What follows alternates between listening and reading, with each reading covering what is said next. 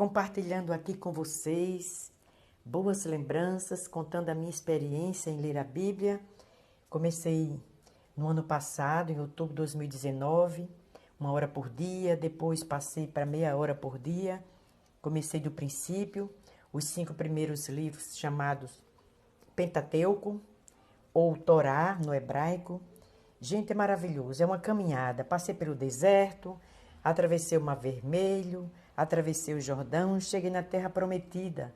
E essa caminhada de fé vamos continuar, porque Deus ainda trará a este mundo novos céus e nova terra. Quando chegar no livro de Apocalipse, você verá.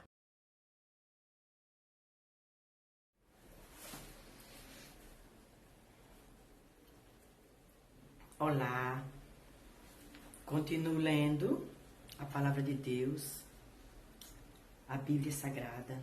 Estou lendo agora o primeiro livro de Samuel. É um livro histórico da Bíblia e compartilhando.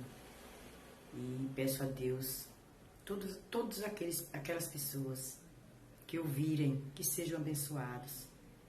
Peço a Deus que vocês retenham o que é bom, retenham o conhecimento da palavra. Porque às vezes a gente fala alguma coisa com o nosso entendimento. Mas que quando nós lemos a palavra, Deus fala com a gente. Então, meditem nos versículos que depois eu vou colocar aí na postagem. Então, que seja abençoado todos aqueles que comigo agora estejam ouvindo a palavra de Deus. Então, o livro de Samuel começa contando a história de Elcana e suas 2 mulheres, Ana e Penina. Penina era concubina e Ana era sua esposa, a que ele amava. Mas ela era estéril, ela não tinha filhos. E todos os anos, Elcana subia lá em Siló, que Siló, desde o tempo de Josué, foi o lugar escolhido por Deus para adoração. Hoje nós podemos adorar o Senhor em todo lugar, dentro da nossa casa. Mas naquele tempo, Deus escolheu um lugar para que o povo de israelita adorasse a Deus e oferecesse a Ele sacrifícios, holocaustos ao Senhor. Então, todos os anos subia Elcana com Ana. E Ana ia junto. Quantas humilhações que Ana passava. Penina ficava mangando dela, debochando dela, porque ela não tinha filhos. E Penina tinha muitos filhos. Mas Ana fez um voto diante do Senhor. E eu quero ler esse voto que ela fez. Ela disse assim ao Senhor. Está no capítulo 1 Samuel, versículo 11.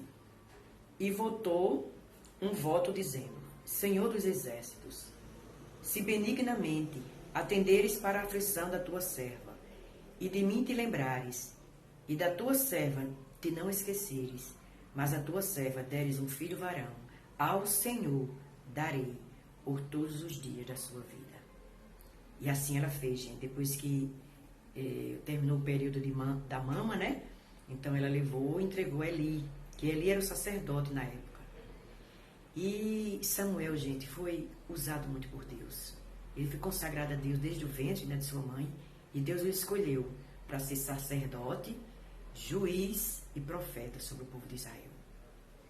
Então, esse livro conta a história da Era dos Reis também, a história de Saul, a história de Davi, com a final triste, que foi o final da Saul, e um final feliz, que foi o final da história de Davi, né?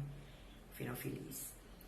Mas, quando Samuel já tinha passado o tempo de mamar, cresceu, então a mãe, eu acho que parece que na rateaceira nem foi. Então, eu acho que era muito duro para a mãe deixar ele lá na casa dos profetas, deixar lá com ele o sacerdote, seu filho, e não voltaria mais com ela, né? Ia viver para sempre, servindo no templo. Mas ela tinha feito um voto, a gente cumpriu. Então, quando a gente fizer um voto, que a gente cumpra, que Deus honra. E aí, Samuel cresceu, né, em graça e sabedoria. O ministério de Samuel, Deus deu talentos, dons para Samuel. Samuel julgou o povo de Israel. Samuel foi juiz. Samuel foi profeta sobre o povo. Mas mesmo assim, o povo estava insatisfeito e pediu um rei. Mas antes de falar sobre o rei Saul, vamos falar um pouquinho da história de Eli. Eli era o sacerdote que quando Samuel foi entregue no templo, Eli era quem ia ficar lá cuidando de Samuel. E Eli tinha 2 filhos, Ofni e Finéias, que era daquela tribo que era para sacerdote eterno. Mas, gente, eles faziam tantas coisas tristes no templo do Senhor. Ele pegava mulheres. Eles não honraram a Deus. E Deus advertiu demais o pai para que corrigisse os filhos. Mas Eli não deu ouvidos ao Senhor. E também quando Samuel foi crescendo ali, um dia Deus falou através de sonhos também com Samuel. Samuel ficou com vergonha de contar o que Deus havia dito a ele, o que ia fazer com os filhos de Eli. Mas Deus disse, desculpa, para que Samuel contasse a Eli. E mesmo assim, Eli não deu ouvidos à voz de Deus. E um dia na guerra contra os filisteus, morreram seus 2 filhos. E ele ficou impactado quando deram essa notícia. Mas o pior foi quando disseram que os filisteus tomaram a arca do Senhor. Que ali era a presença de Deus, ali representava a presença de Deus no meio do povo. Então ele foi tão forte aquela notícia, ele já velho, idoso, que ele estava lá no alto, esperando voltar, né? O pessoal vinha da guerra e a arca do Senhor, que ele que tomava conta. Que ele caiu, gente, quebrou o pescoço, morreu. E aí, ele tinha uma nora, né? Mulher de um dos seus filhos, que estava grávida. E foi tão terrível ter levado a arca do Senhor. E ela queria dar o nome do seu filho e acabou. Dizendo assim, foi-se a glória de Deus. E ela também morreu no parto. Então, gente, Deus adverte. Deus não faz nada antes de avisar. E é tudo consequência da desobediência. Tudo consequência da desobediência. Porque Deus alerta, Deus avisa. E hoje, olha, Deus avisa através da sua palavra. A voz de Deus está aqui, olha. Quando você lê, você está falando com Deus, porque Deus está falando com você. Você está falando com Deus. Deus está falando com você. Todas as perguntas, todas as dúvidas, tudo que você... Tudo fala aqui, gente, na Bíblia. Tudo. Estilo de vida. A quem devemos adorar. A quem queremos colocar em primeiro lugar. E cada um escolhe, gente. Então, eu não vou falar muito, para não ficar muito grande o vídeo, mas eu queria falar um pouquinho dessa passagem de Ana aqui, que eu achei muito linda, o Cântico de Ana. Depois de tudo, né, Ana, tão feliz e agradecida a Deus, ela teve mais filhos. Então, eu quero ler esse versículo aqui, o Cântico de Ana, capítulo 2, verso 2. Não há santo como é o Senhor, porque não há outro fora de ti, e rocha nenhuma há como nosso Deus. Não multipliqueis palavras de altíssimas altivezas, nem saiam coisas árduas da vossa boca, porque o Senhor é o Deus da sabedoria, e por ele são as obras pesadas na balança. Tá vendo, gente? Até o que sai da nossa boca. A gente tem que ter cuidado. Então, fala sobre os crimes dos filhos de Eli, né? Continuando o ministério de Samuel. Aí Deus, aqui a profecia, né? Contra a casa de Eli. Deus fala com Samuel em sonhos, né? Foi o que eu falei até agora. Samuel conta a visão a Eli.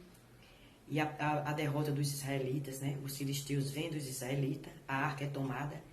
Ófines e Finéias são mortos. Depois a morte de Eli, quando ele soube que a arca de Deus tinha sido levada. Eli também era juiz em Israel, né? Depois quem tomou no lugar de Eli foi Samuel, né? Escolhido por Deus. Depois... Aí conta um pouco da história da arca, né? Quando voltou a arca, chega a Bet-Semes. E Samuel exorta o povo ao arrependimento. Aí pronto, agora que já começa a contar a história de quando o povo pede. Gente, Samuel era escolhido por Deus, mas o povo queria um rei. Todas as nações têm um rei, também nós queremos um rei. E pediram um rei. E também os filhos de Samuel, gente, não andaram no mesmo caminho que o pai. Não andaram, eles se desviaram. Olha, gente, como é sério isso. Então, todos os anciãos de Israel se congregaram e vieram a Samuel a Ramá e disseram-lhes: Eis que já estás velho, e teus filhos não andam pelos teus caminhos. Constitui-nos, pois, agora um rei sobre nós, para que eles nos julguem, como tem todas as nações. E foi triste, gente. Deus concedeu. Deus deu um rei ao povo, Por isso que muitas vezes a gente pede algo a Deus e não é da vontade de Deus. Mas como a palavra de Deus, não tem uma passagem na palavra, tudo que pedires com fé, crendo, recebereis. Então, se você quer muito algo e não está na vontade de Deus, Deus até te concede. Mas foi como aconteceu com o povo de Israel, gente. Saul foi um rei iníquo. O povo sofreu. Então, eu vou terminar aqui, já está quase 10 minutos. Eu vou parar por aqui, gente, para não ficar muito longo. E depois eu vou contar um pouquinho da história de Saul e da história de Davi. A diferença de um que teme a Deus e o que não teme. É isso, gente. Obrigado. Beijo no coração de todos.